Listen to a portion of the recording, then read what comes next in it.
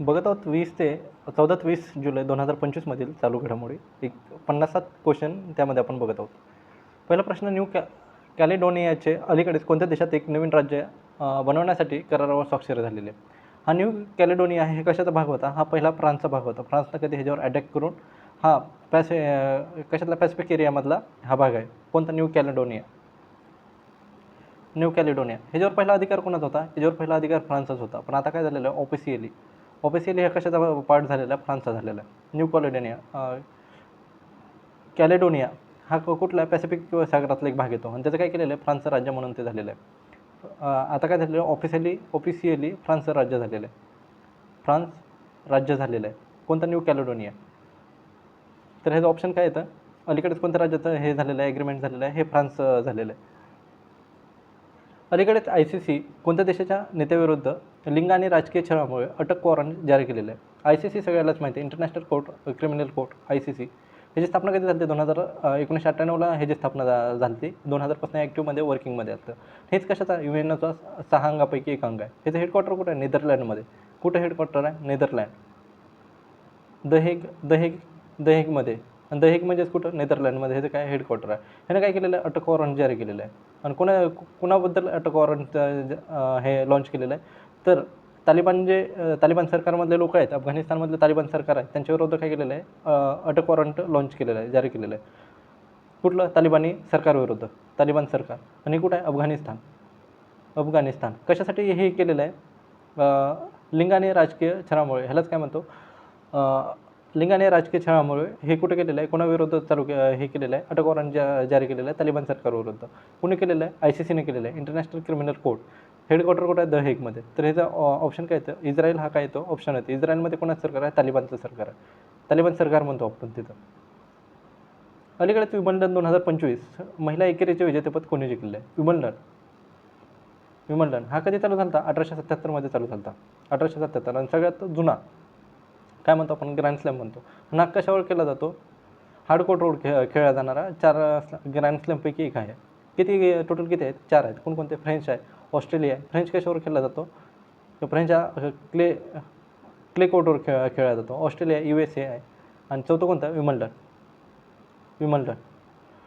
तर ह्याच्यातलं आता मेल आणि फिमेलमध्ये कोण जिंकलं एवढंच लक्षात ठेवायचं आहे. मेल आणि फिमेलमध्ये कोण जिंकलेलं आहे? इगा स्वॅटेक जिंकलेलं आहे. इगा स्वॅटेक ही कुठले आहे? पोलंडचे आहे, इगा स्वॅटेक. आणि मेलमध्ये कोण जिंकलेलं आहे? मेलमध्ये जिंकलेलं आहे जेविक सिन्नर हा कुठला आहे? इटलीचा आहे, इटली. आणि ह्यानं काय केलेलं आहे? फर्स्ट टाईम हा जिंकलेला आहे. कोणता? Wimbledon open. तर हे दोनच लक्षात ठेवा. मेलमध्ये कोण जिंकलेलं आहे? मेलमध्ये जेविक सिन्नर आणि फिमेलमध्ये इगा स्वॅटेक हे जिंकलेले आहे.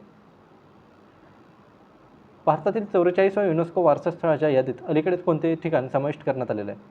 आता युनेस्कोची कितव्या नंबरची बैठक चालू होती? युनेस्को 47व्या नंबरची बैठक चालू होते. कुठं चालू होते ती? पेरिसमध्ये चालू होते. पेरिसमध्येच कुठं? फ्रान्समध्ये चालू होते. आणि त्याच काय केलेलं? भारतातील 44वी हेरिटेज साईट म्हणून घोषित केलेलं आहे. कितव्या नंबरची? 44वी साईट झालेली आहे. आणि कसले आहे? आपले तर टोटल किती साईट्स झालेले आहेत? 44 झालेले आहेत. आणि ह्याच्यात कोणाचा हे समाविष्ट केलेलं आहे? आपले काय केलेले आहेत? महाराष्ट्रातले किती? 12 किल्ले समाविष्ट करण्यात आलेले आहेत. आता ह्याच्यातलं काय आहे? 11 किल्ले तर कुठं आहेत? महाराष्ट्रात आहेत. पण एक किल्ला कुठं आहे? जिंजी हा कुठं आहे? तमिळनाडूमधले. तर किती 44वी साईट कशाला केलेली आहे? हे किल्ल्यांना केलेले आहे. किती किल्ले आहेत? 12. एक कुठं आहे? एक जिंजीला आहे. 11 कुठं आहेत? महाराष्ट्रात आहेत. तर 44वी साईट कोणती झालेली आहे? आता ह्याच्यातल्या बाकीच्या साईट कोणत्या होत्या? 40वी साईट कोणती होती? 43वी साईट कोणती होती? 42वी साईट कोणती होती? 41वी साईट कोणती होती? आणि आता 44वी काय झाली? किल्ले झाले.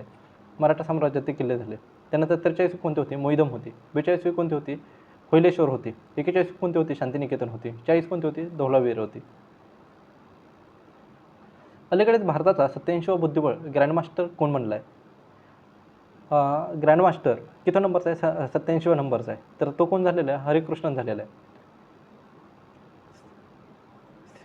हरिकृष्णन हा काय झालेला आहे? 87व्या नंबरचा. LR श्रीहरी हा किती नंबरचा? हा 86 नंबरचा आहे. P शामनिकेल हा किती नंबरचा आहे? 85व्या नंबरचा आहे. R वैशाली बाबू ही किती नंबरचे आहे? 84, 85, 86 आणि आता किती झालेला आहे? 87 नंबरचा हे ग्रँड स्लॅम झालेला आहे. हरिकृष्णन. वर्षा देशपांडे ज्यांना अलीकडेच संयुक्त राष्ट्र लोकसंख्या पुरस्कार 2025 मिळाला आहे, त्यांचा संबंध कशाशी आहे? आता काय साताऱ्यामधल्या कोण आहेत? वर्षा देशपांडे. ह्यांना काय झालेलं आहे, UN लोकसंख्या पुरस्कार भेटलेला आहे. वर्षा देशपांडे ह्या काय आहेत, वकील आहेत. देशपांडे कुठल्या साताऱ्यामधले आहेत, सातारा वकील आहेत. आणि ह्यांचं काम कशासाठी आहे, एकतर म्हणजे जे भ्रूणहत्या म्हणतात ना, भ्रूणहत्या किंवा भ्रूणहत्या कमी करण्यासाठी ह्यांचं महत्त्वाचं योगदान आहे, भ्रूणहत्या. आणि दुसरं कशामध्ये आहे ह्यांचं लिंग गुणोत्तर वाढवण्यासाठी सामाजिक कार्य आहे, लिंग गुणोत्तर. म्हणून ह्यांना काय भेटलेलं आहे, UN लोकसंख्या अवॉर्ड भेटलेला आहे, UN लोकसंख्या अवॉर्ड. आणि हा अवॉर्ड कुठं ह्यांना प्रदान करण्यात आला आहे, हा करण्यात आला आहे न्यूयॉर्कमध्ये करण्यात आलेला आहे. कुठे केलेलं आहे प्रदान, न्यूयॉर्कमध्ये भेटलेलं आहे. तर ह्यातला कुठं ह्यांचा ऑप्शन कुठे येतात, सातारा जिल्ह्याशी येतो यांचा. तर ह्या काय आहेत, वकील आहेत तशा.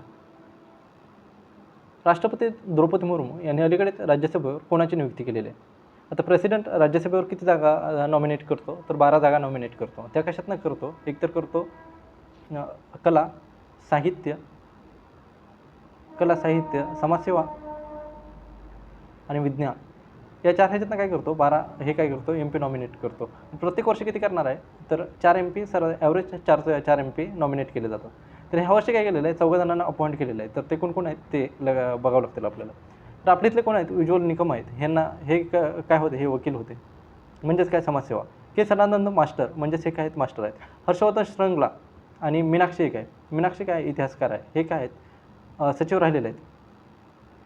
मीनाक्षी हे काय आहेत, इतिहासकार आहेत, इतिहासकार. किती जणांना अपॉइंट केलेलं आहे, राज्यसभेवर 4 जणांना अपॉइंट केलेलं आहे. तर ऑप्शन काय येतो, वरील सर्व येतात. अलीकडेच ICC पुरुष T20 विश्वचषकासाठी कोण प्रथमच पात्र ठरलेलं आहे. आता ICC T20 वर्ल्ड कप ह्याचा होस्ट कोण करणार आहे, एकतर भारत. आणि भारत आणि पाकिस्तान ह्यांच्या जेवढ्या पण मॅच होतील त्या कुठं होणार आहे, श्रीलंका होस्ट करणार आहे. कधी होणार आहे, पुढल्या वर्षी म्हणजे 2026मध्ये होणार आहे. आता ह्याला काय केलेलं आहे, फर्स्ट टाईम कोणत्या देशाने याला क्वालिफाय केलेलं आहे, म्हणजे मॅच खेळण्यासाठी कोण क्वालिफाय झालेलं आहे, तर इटली झालेलं आहे. तर फर्स्ट टाईम कोण झालेलं आहे, इटली झालेलं आहे. इटलीनं काय केलेलं आहे, क्वालिफाय केलेलं आहे कशासाठी, T20 वर्ल्ड कपसाठी. आणि तो होस्ट कोण करणार आहेत, भारत आणि श्रीलंका. संस्कृती मंत्रालयाने अलीकडे पहिले जागतिक हस्तलिखित वारसा परिषद कुठे आयोजित केले, ह्यालाच काय म्हणतो, पांडुलिपी परिषद म्हणतो आपण, पांडुलिपी संमेलन किंवा पांडुलिपी हे. तर कशासाठी केलेलं असेल, पांडुलिपीच्या संवर्धनासाठी. पांडुलिपी संवर्धन, पांडुलिपी परिषद बी म्हणू शकतो आपण. हे कुठं होस्ट केलेलं आहे, हे केलेलं आहे दिल्लीमध्ये होस्ट केलेलं आहे. आणि कशासाठी, पांडुलिपीच्या संवर्धनासाठी. जे हाताने लिहिलेली असते जुन्या काळात त्याला काय म्हणतो आपण, पांडुलिपी. पांडुलिपी संवर्धनासाठी उद्दिष्ट सरळ आहे, कशासाठी, पांडुलिपीच्या संवर्धनासाठी. अलीकडेच भारताने कोणत्या देशात सर्वात मोठ्या संरक्षण सराव टॅलिस्मन सेबरमध्ये भाग घेतलेला आहे. आणि हा कुठं झालेला आहे, एवढंच लक्षात ठेवायचं, टॅलिस्मन सेबर हा कुठं झालेला आहे, ऑस्ट्रेलियामध्ये. हे सराव जास्त असतात, त्यामुळे हे टॅलिस्मन सेबर हा कुठं झालेला आहे, ऑस्ट्रेलियामध्ये झालेला आहे. जागतिक प्रवास आणि पर्यटन परिषदेने 2024-25मध्ये जगातील टॉप 10 सर्वात मोठ्या पर्यटन अर्थव्यवस्थामध्ये भारताला कोणत्या स्थानावर स्थान दिलेलं आहे. आता 1 नंबरचं काय, पर्यटन अर्थव्यवस्था. भारताची किती पर्यटन अर्थव्यवस्था आहे, तर $231 बिलियन. तर पर्यटन अर्थव्यवस्थामध्ये सगळ्यात टॉपला कोण आहे, USA आहे. आणि 8 नंबरला कोणतं आहे, 8व्या रँकिंगला कोण आहे, भारत आहे. आणि त्यांचं एक ह्याने पण ते केलेलं आहे, भविष्य पण सांगितलेलं आहे की पुढील काय वर्षात, म्हणजे पुढील वर्षातच भारत किती 4थ्या स्थानावर जाऊ शकतो. पण आता सध्या किती आहे, पर्यटन अर्थव्यवस्थामध्ये भारत हा 8व्या स्थानावर आहे. इथं ऑप्शन्स काय येतं, आपला ऑटो ऑप्शन्स येतो. भारताने अलीकडेच कोणासोबत दीर्घकालीन खत पुरवठा करार केलेला आहे. आपल्या इथले उर्वरक मंत्री किंवा खत मंत्री म्हणतो त्याला, स्वास्थ्य किंवा खत मंत्री कोण, JP नड्डा. यांनी कोणासोबत ॲग्रीमेंट केलेलं आहे, हे सौदी अरबसोबत ॲग्रीमेंट केलेलं आहे. ॲग्रीमेंट किती कशासाठी केलेलं आहे, खतासाठी केलेलं आहे. आणि किती खत आणणार आहेत, 30 लाख मेट्रिक टन एवढं काय करणार आहेत खताचं. आणि कोणतं, DAP डायमोनियम फॉस्फेट, ह्याच्यासाठी काय केलेलं आहे, ॲग्रीमेंट केलेलं आहे. कोणासोबत झालेला आहे हा ॲग्रीमेंट, सौदी अरबसोबत झालेला आहे. सौदी अरब आणि भारताचा ॲग्रीमेंट झालेला आहे, कशासाठी, खतासाठी झालेलं आहे. अलीकडे CREA अभ्यासानुसार 2025च्या पहिल्या 6 महिन्यात भारतातील कोणते शहर सर्वात प्रदूषित झालेले आहे. CREAचा लॉंग फॉर्म बघा, centre for research energy and air. ह्याचा रिपोर्ट आहे. आणि ह्यानं काय केलेलं आहे, एअर पोल्युशन कधीपासून, जानेवारी ते जूनपर्यंत. ह्यानं काय केलेलं आहे, पर्टिक्युलर मॅटर 2.5 हा काय केलेला आहे, मेजर केलेला आहे. तर ॲव्हरेज किती सापडलेला आहे, ॲव्हरेज सापडलेलं आहे त्याचं 40, म्हणजे पोल्युशन म्हणजे हे कमी, म्हणजे ॲव्हरेज पोल्युशन कितीपर्यंत केलं जातं, तर 40 हा फॅक्टर हे भेटलेला आहे, ॲव्हरेज भेटलेलं आहे. तर सगळ्यात जास्त हे कुठं भेटलेलं आहे, तर बर्नी घाट. बर्नी घाट हे कुठलं, बर्नी घाट आहे. बर्नी घाट इथं किती सापडलेलं पर्टिक्युलेट मॅटर पर मीटर क्यूब असतो, 40 मायक्रोग्राम पर मीटर क्यूब. तर बर्नी घाटला किती सापडलेलं आहे, 138. हे सगळ्यात जास्त काय आहे, पोल्युटेड शहर आहे, मायक्रोग्राम पर मीटर क्यूब. बर्नी घाट सगळ्यात कमी कुठं सापडलेलं आहे, तर सगळ्यात कमी सापडलेलं आहे आयझोलमध्ये. आयझोल ही कशाची कॅपिटल आहे, ही मिझोरामची कॅपिटल आहे. इथे काय झालेलं आहे, सगळ्यात कमी हे पोल्युशन आढळलेलं आहे. कशाचा रिपोर्ट आहे, centre for research energy and year. तर आपला ऑप्शन काय येतं, बर्नी घाट हे सगळ्यात जास्त पोल्युटेड आहे. सगळ्यात कमी पोल्युटेड कुठलं आहे, तर ते आहे आयझोल आहे. आयझोल ही कशाची कॅपिटल आहे, मिझोराम. अलीकडे जगातील सर्वात मोठ्या डिजिटल कॅमेऱ्याच्या व्हिसासी रुबिन वेधशाळेचे विश्वाचे निरीक्षण करण्यास सुरुवात केली आहे. ही वेधशाळा कुठे आहे, तर ही वेधशाळा कुठं असणार आहे, ही USA मध्ये आहे. आणि किती पिक्सेल आहे तिथं, ते सगळ्यात मोठा कॅमेरा इन्स्टॉल केलेला आहे. सगळ्यात मोठा कॅमेरा एवढं लक्षात ठेवा, कोणती आहे, सगळ्यात मोठा डिजिटल कॅमेरा. आणि तिचं नाव काय आहे, वेरा सिरुबिन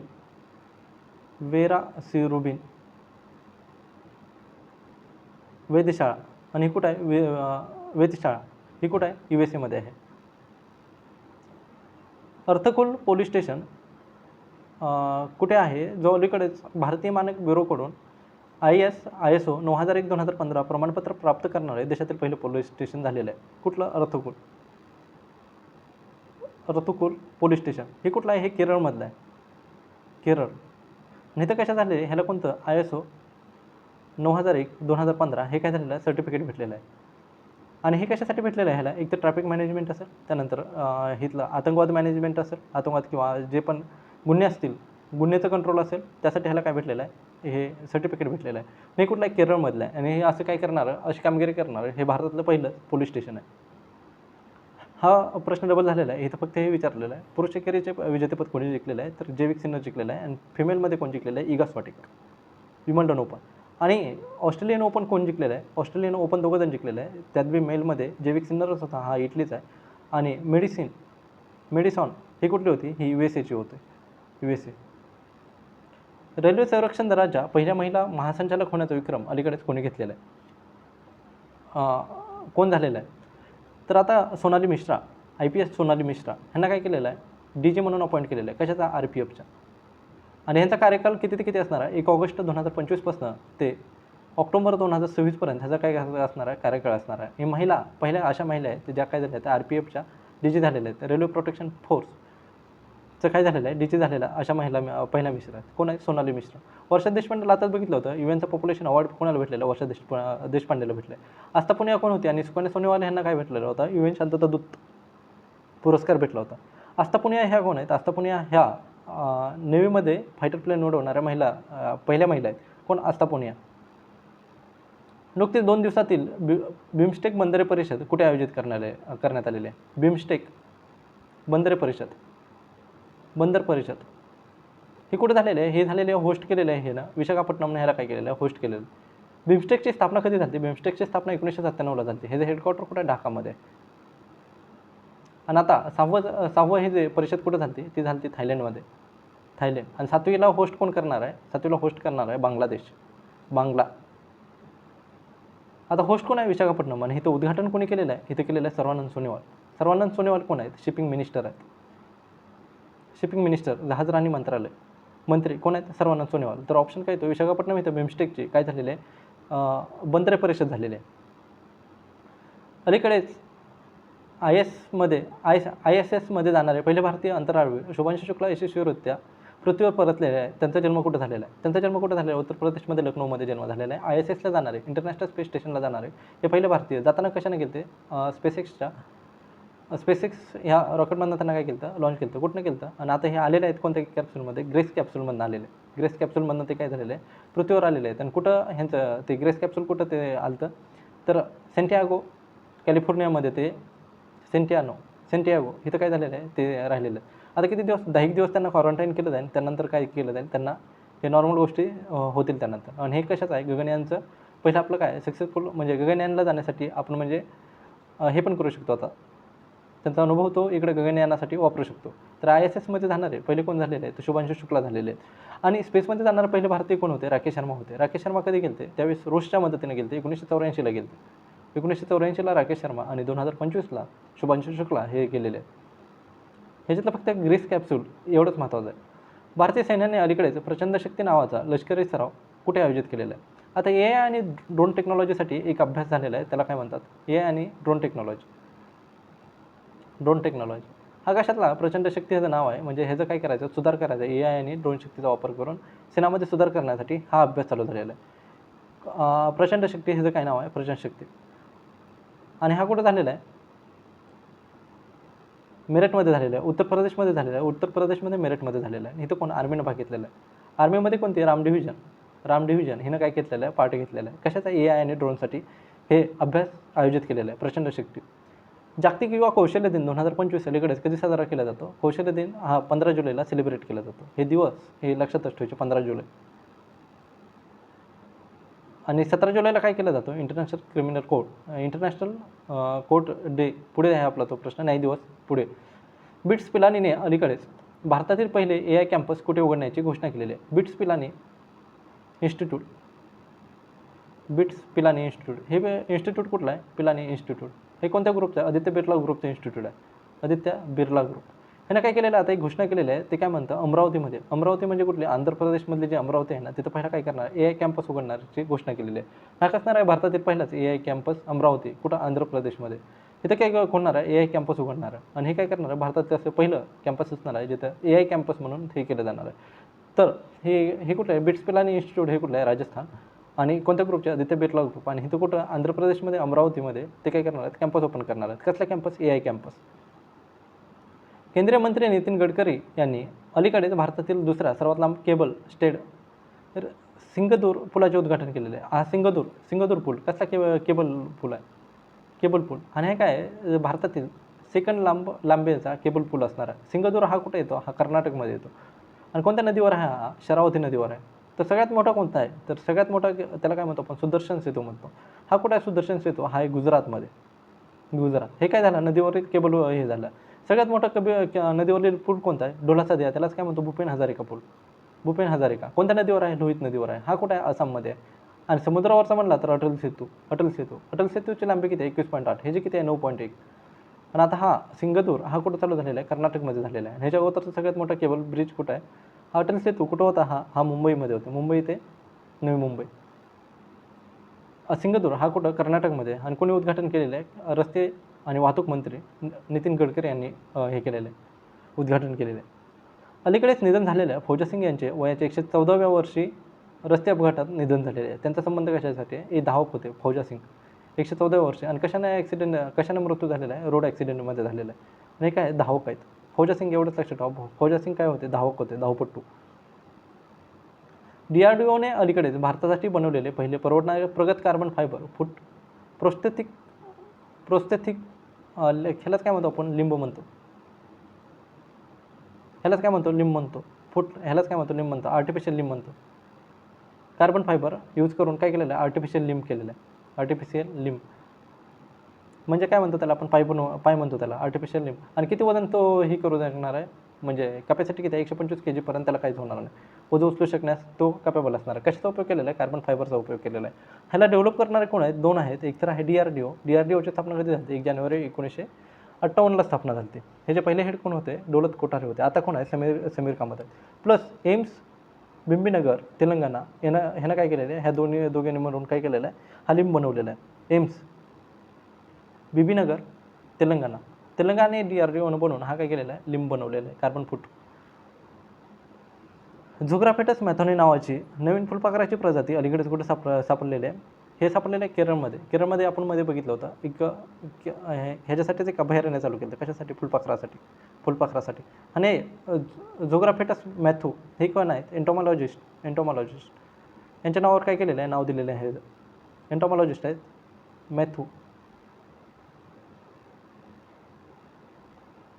दुसऱ्या डावात फक्त 27 धावांवर सर्वबाद होऊन कसोटी क्रिकेटच्या इतिहासातील दुसरा सर्वात कमी धावसंख्या कोणी केलेली आहे. आता टेस्ट मॅच चालू आहेत, कुठं चालू आहेत, किंगस्टनमध्ये चालू आहेत. इथं कोणाची टेस्ट मॅच चालू होती, कोणत्या दोन ह्याच्यात चालू होते, एक तर होतं वेस्ट इंडिज आणि दुसरीकडे होतं ऑस्ट्रेलिया. वेस्ट इंडिज आणि ऑस्ट्रेलिया. ऑस्ट्रेलियाने काय केलं, 27 रनमध्ये त्यांना काय केलं, सगळ्यांना ऑल आऊट केलं आणि 27 रन हेच काय सेकंड कमी रन असलेली टेस्ट मॅच झालेली आहे, सामना झालेला आहे. किती सेकंड कमी रन असणारी मॅच झालेली आहे.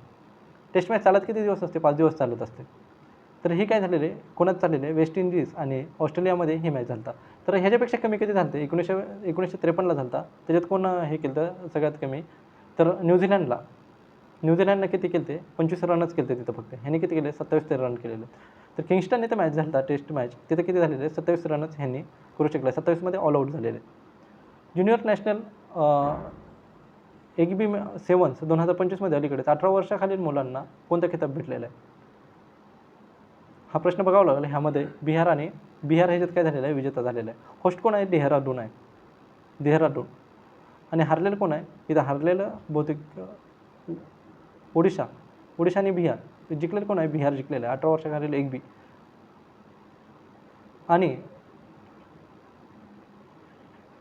आणि होस्ट कोण होता, देहरादून होतं. हा क्वेश्चन बघावा लागणार आहे. अलीकडेच 65 करोड़ 26 लाख दैनिक लेनदेन के साथ वैश्विक स्तर पर शीर्ष रिअल टाईम भुगतान सिस्टम बनणे का उपलब्ध. हे जे काय म्हणतात, रिअल टाईम पेमेंटमध्ये सगळ्यात टॉपला कोण गेलेलं आहे, रिअल टाईम पेमेंट. आपल्याकडे UPI आहे ना, UPIचं आणि दुसरं कोणतं असतं, विसा असतं. हे विसा किती देश वापरतात, हे 200 देश वापरतात. 200 देश. UPI किती फक्त 7च देशात आहे. तर UPIचं ट्रान्झॅक्शन किती झालेलं आहे, रिअल टाईम पेमेंटमध्ये मॅनेज करण्यासाठी UPIचं ट्रान्झॅक्शन हे पर डे 65 कोटीचं होतं. आणि विसाचं हे 200 देशात वापरलं असून ह्याचं ट्रान्झॅक्शन किती होतं, तर 63 करोडचंच होतं फक्त. आकडे लक्षात ठेवा, एवढं यामध्ये पॉईंटची गरज नाही. 63 आणि 65 तर सगळ्यात जास्त कशाचं आहे, UPIचं आहे. तर UPI काय झालेलं आहे, सगळ्यात टॉपला झालेलं आहे रिअल टाईम पेमेंट सिस्टममध्ये. टेस्ला इंकने अलीकडेच भारतातील त्यांचे 50वे जागतिक बाजार केंद्र कुठे सुरू केलेलं आहे. टेस्ला इंक हे काय करतं, टेस्ला कोणाची कंपनी आहे, ही इलॉन मस्कची आहे. हे काय करतं, इलेक्ट्रिक कार बनवतं. ह्यानं काय केलेलं आहे, पहिलं शोरूम केलेलं आहे. शोरूम कुठं, भारतात केलेलं आहे. ते पण भारतात कुठं, मुंबईमध्ये कोण, BKCला हे केलेलं आहे. तर ऑप्शन्स काय येतं, मुंबईमध्ये ह्याने काय केलेलं आहे, हे BKCमध्ये ह्याने काय केलेलं आहे, ह्या कॉम्प्लेक्समध्ये चालू केलेलं आहे, कुर्ला कॉम्प्लेक्स. इथं काय केलं आहे, टेस्ला इंकनं आपलं काय केलेलं आहे. आणि हे जगातलं किती सेंटर आहे, 50वा सेंटर आहे. आणि ह्याने काय, टेस्ला काय म्हणतं, आम्ही म्हणजे महाराष्ट्रात प्रत्येक ठिकाणी, म्हणजे अनेक ठिकाणी काय करणार आहे, ते प्रत्येक शहराच्या ठिकाणी चार्जिंग आपले पंप बी चालू करणार आहेत. चार्जिंग पंप म्हणू शकतो आपण, चार्जिंग पंप.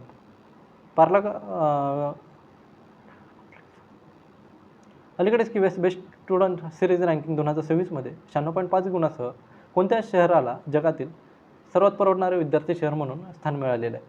तर जगातलं कोणतं, ते सगळ्यात अफोर्डेबल सिटी.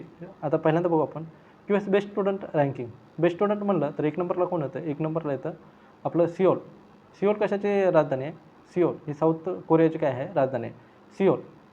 ही काय आहे, सगळ्यात बेस्ट काय आहे, बेस्ट स्टुडंट रँकिंगमध्ये. ह्याच्यात 98व्या नंबरला कोणता आहे, मुंबई आहे. आणि 104व्या नंबरला कोण आहे, दिल्ली आहे. आणि आता अफोर्डेबल म्हणलं, सगळ्यात परवडणार आहे अफोर्डेबल म्हणलं तर सगळ्यात टॉपला कोण आहे, दिल्ली आहे.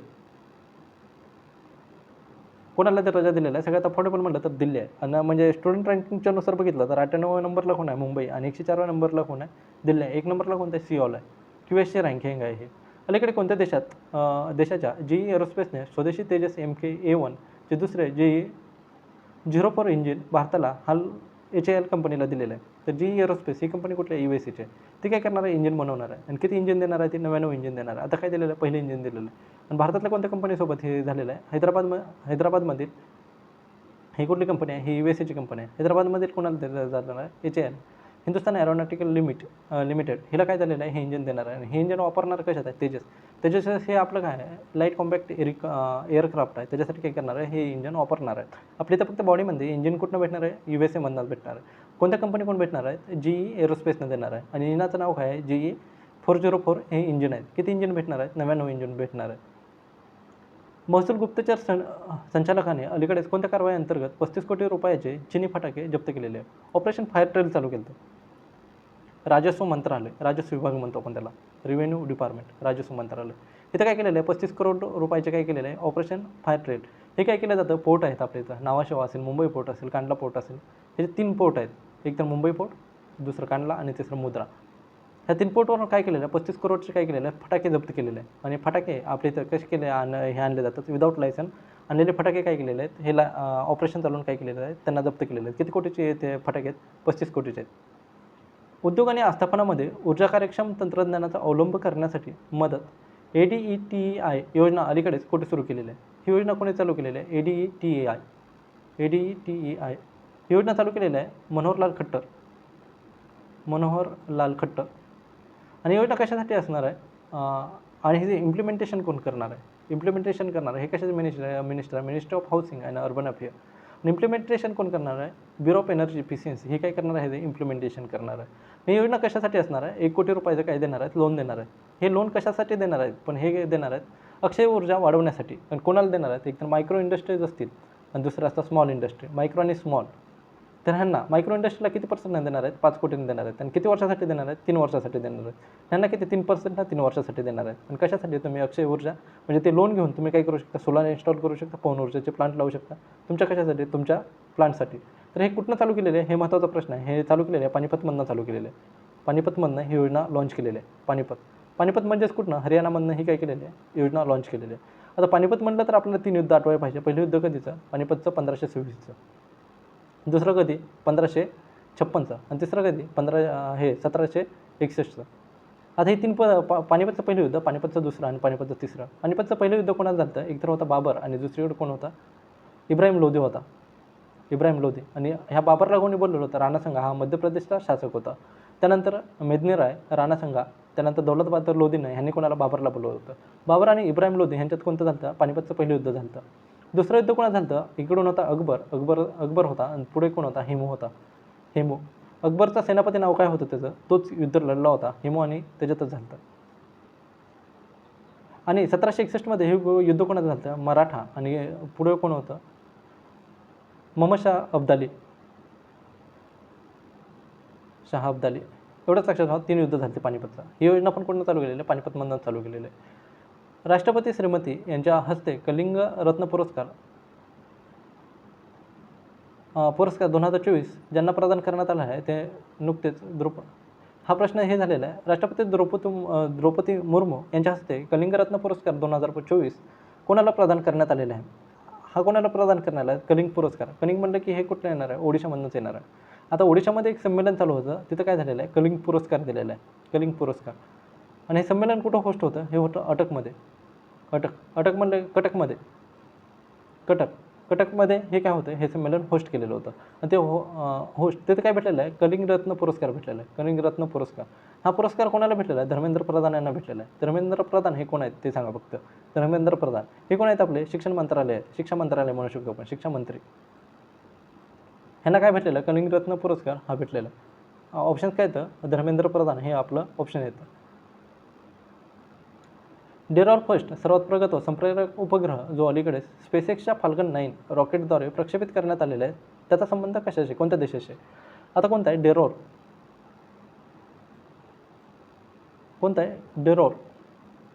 फर्स्ट.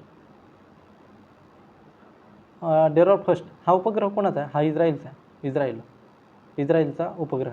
आणि लॉन्च कशातनं केलेला आहे, फाल्कन 9 मधनं लॉन्च केलेला आहे, फाल्कन 9.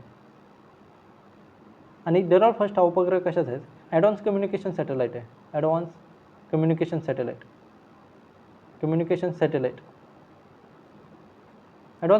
सॅटेलाईट हा कुठला आहे, हा इस्रायलचा आहे. आणि लॉन्च कशातनं केलेला, फाल्कन 9चा. आणि ॲडव्हान्स कम्युनिकेशन सॅटेलाईट आहे. किती वर्ष सेवा देणार आहे, हा 15 वर्षासाठी सेवा देणार आहे.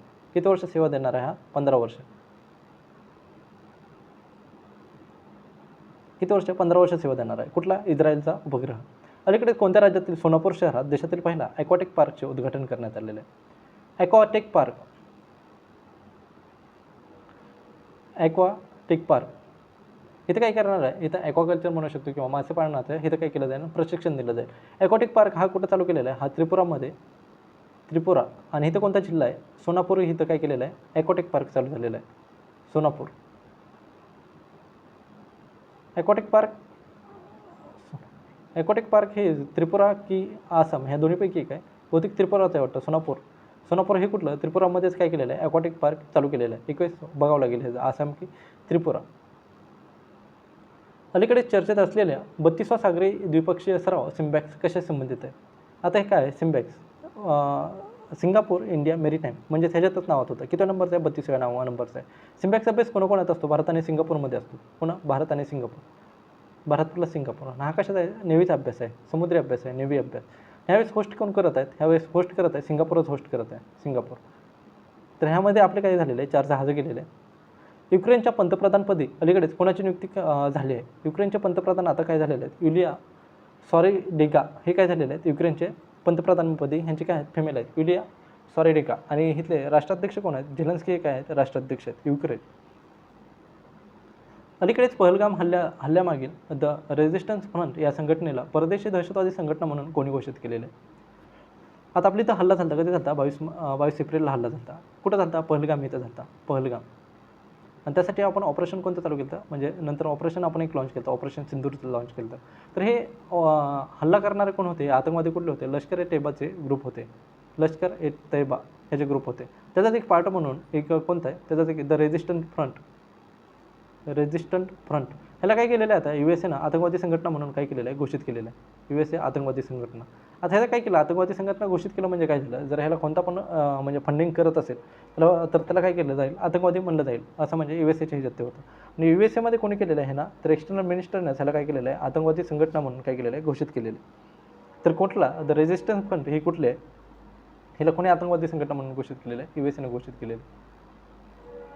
स्वच्छ सर्वेक्षण 2024-25 अंतर्गत 10 लाखापेक्षा जास्त लोकसंख्या सुपर स्वच्छ लीग श्रेणीमध्ये अलीकडेच कोणाला सर्वोच्च पुरस्कार मिळालेला आहे? आता काय झालेलं आहे? स्वच्छ सर्वेक्षण पुरस्कार 2024-25, स्वच्छ सर्वेक्षण पुरस्कार 2024-25 हे लॉन्च कोणी केलेले आहे? Minister of housing and urban affair.